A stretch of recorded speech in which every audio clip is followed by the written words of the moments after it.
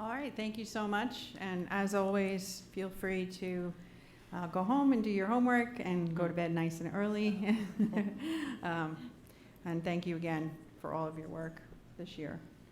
That leads to the rest of my board president's report. I realize we have a lot of people in the audience. I'm going to try to go as quickly as possible. And I'm actually, when we do get to public comment, I'm going to let, I see there's a lot of students here, so I'm going to ask my board members to indulge me and allow them to go to the podium first during public comment. So I'll try to move it along as quickly as possible. Good evening and welcome to our final board meeting for the month of May 2023. We have an exciting agenda tonight, which includes, among other things, reappointments of faculty and staff, athletic field light upgrades, tennis court renovations, faculty toilet renovations, replacement of walk-in freezers and refrigerators, and new special education programs are among some of the resolutions to be voted on tonight by the Board of Education. Our superintendent, Dr. Rui Dionisio, has put together an amazing weekend morning brew that I read over the weekend with a laundry list of incredible accomplishments and efforts of our staff, students, faculty, and administrators. Thank you to our board committee chairs, Ms. Mariana Emelo, chair of the negotiations committee and chair of our facility and finance committees. What do these committees do? We are a committee-based form of governance on the Board of Education. The negotiation committee works on reviewing our contracts and renewing them with our bargaining units. This year, the committee is working on renewing contracts with 2 of our bargaining units, one of which is the largest unit in our district. I can attest to the enormous work on the negotiations committee and that what it does in both in advance, during, and after each meeting. Doreen Mariani and Kim Anch are also on this committee, so thank you so much. Ms. Emelo is also the chair of the Facilities and Finance Committee. This is likely our largest committee in terms of scope of work, in that it encompasses our buildings, our property, and the finance matters relative to our district. Thank you. Thank you also to Kim Anch, to my left. She's the chair of our policy committee, and she is also the vice president of the Board of Education. She'll likely speak about any policy matters that are on the agenda tonight for review. Please know you can read about board policies and regulations on the district's website. Policies and regulations are more often than not tied to law and regulation. Thank you also to Doreen Mariani, chair of our Arts, Athletics, Extracurricular, and Communications Committee. Dr. Dionisio consistently invites administrators to attend these meetings, and I'm grateful for his insightness and emotional intelligence, including our valuable administrators in these committee meetings. Thank you to Tom Bodansky, chair of our Education and Personnel Committee. As you can see, there are several new special education programs on the agenda tonight for review and approval. Tonight, the board will also vote on the ad hoc committee establishment for the search for new legal counsel. If the board approves this committee, I am inviting the same members who populated the committee last time, Mr. Bogdansky as the chair, Dr. Lorenz, and Ms. Anch to be committee members. I trust and hope that you will accept these invitations.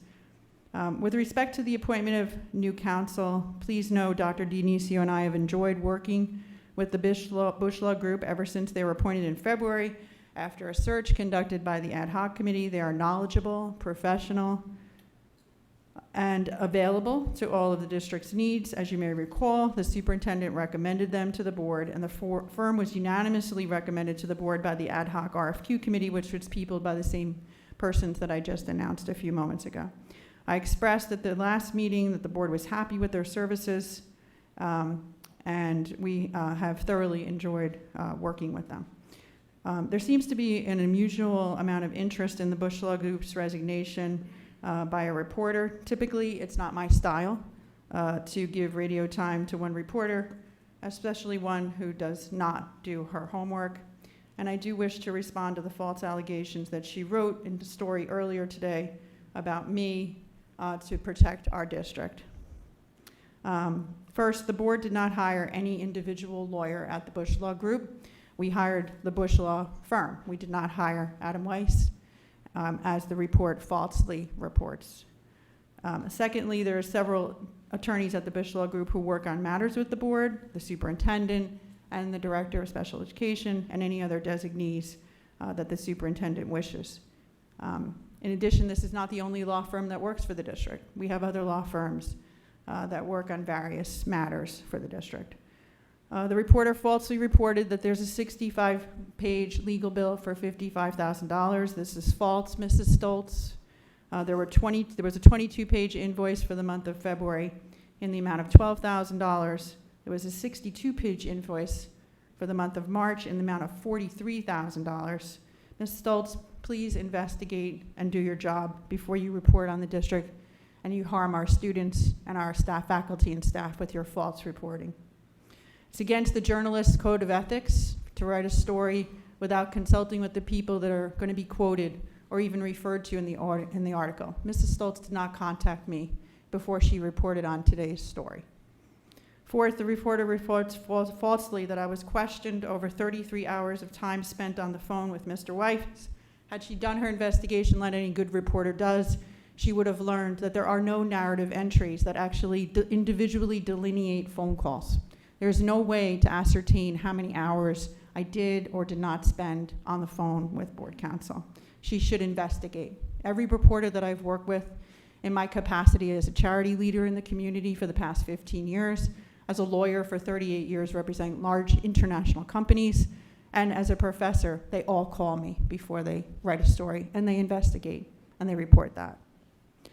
Fourth, the April bill, which just came out, I want to report out on that. The board was advised by me with respect to my review of the bill. The biggest line item on that bill is for Oprah requests. Last month I reported the second largest item was for Oprah requests. This is for April, it's the largest line item. It was $8,629.30, with $3,721 of that figure, or 43%, attributable to one member of the public's Oprah requests.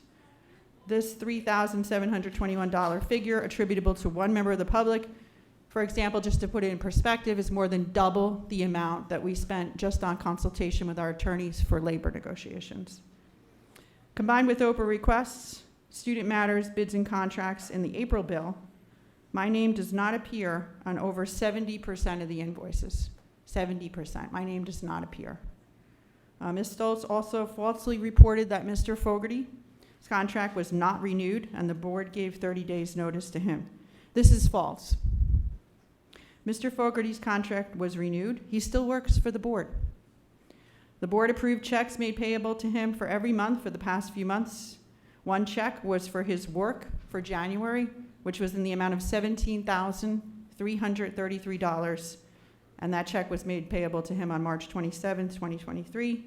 He also received a check from the previous board's work on December 22nd, 2022, in the amount of $25,000, and another check was made payable to him for $3,369 on April 24th. Ms. Stoltz, you do have an independent duty to investigate the facts. I invite you to do that. Maybe you should call me before you write a story. Ms. Stoltz also reported falsely that Mr. Fogarty filed an ethics complaint against my law license. This is false.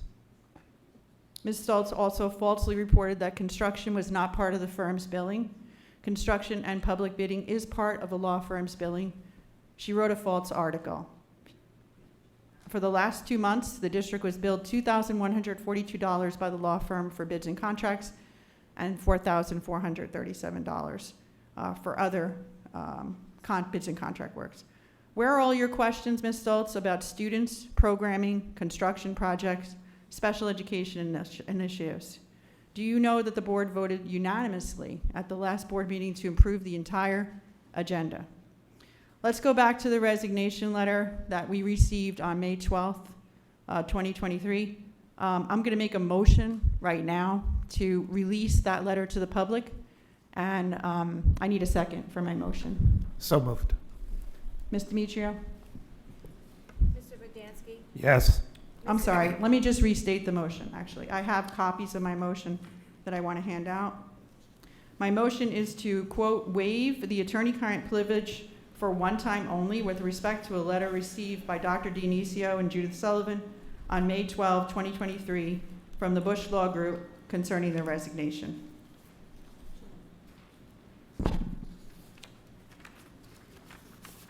So could you re-second my motion, Mr. Bogdansky, So moved. if that was you? Yes.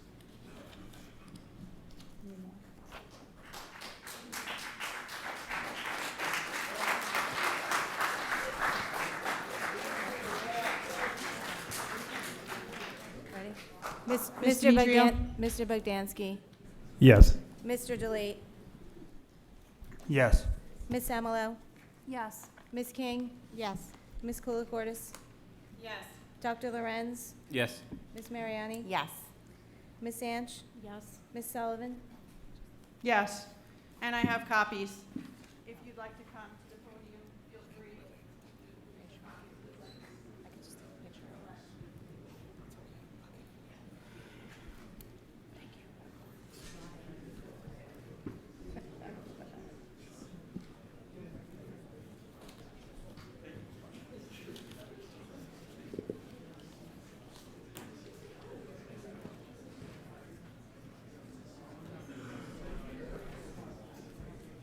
I think I.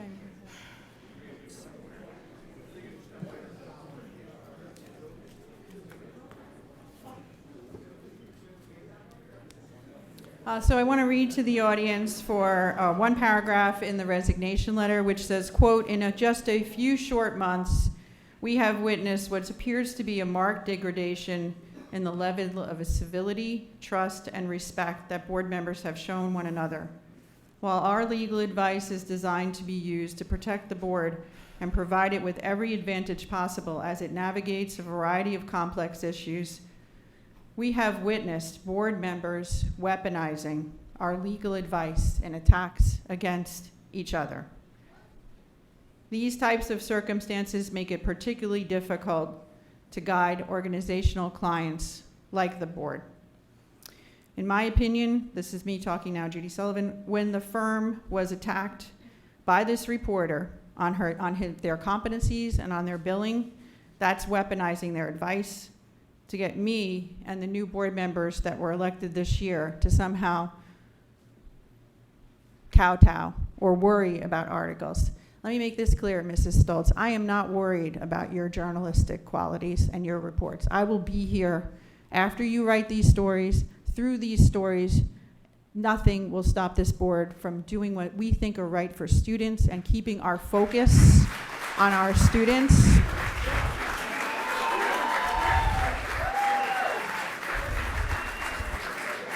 My faculty in our labor negotiations this year, our staff, and most importantly, my administration and students.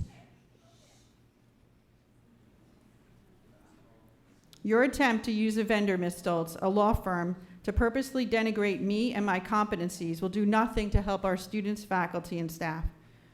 Attacking me over legal bills is a fool's way of going into battle. Like I said in January, vendors, we will get another lawyer. That's not a problem. We will.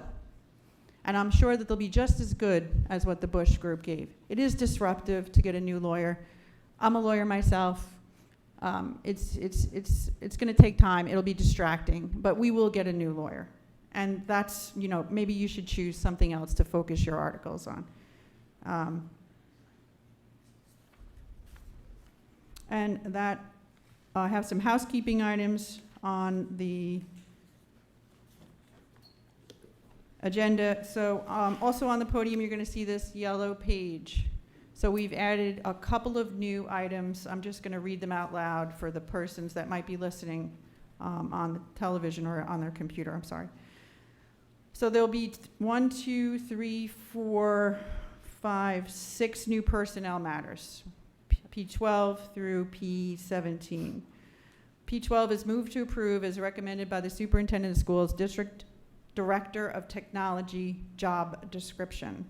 P13, move to approve as recommended by the Superintendent of Schools, Network Administrator job description. P14, move to approve as recommended by the Superintendent of Schools, District Information and Systems Coordinator job description. P15, move to approve as recommended by the Superintendent of Schools, the reappointment of Brian Beltoff, District Information and Systems Coordinator, $117,000, effective July 1, 2023 to June 30, 2024.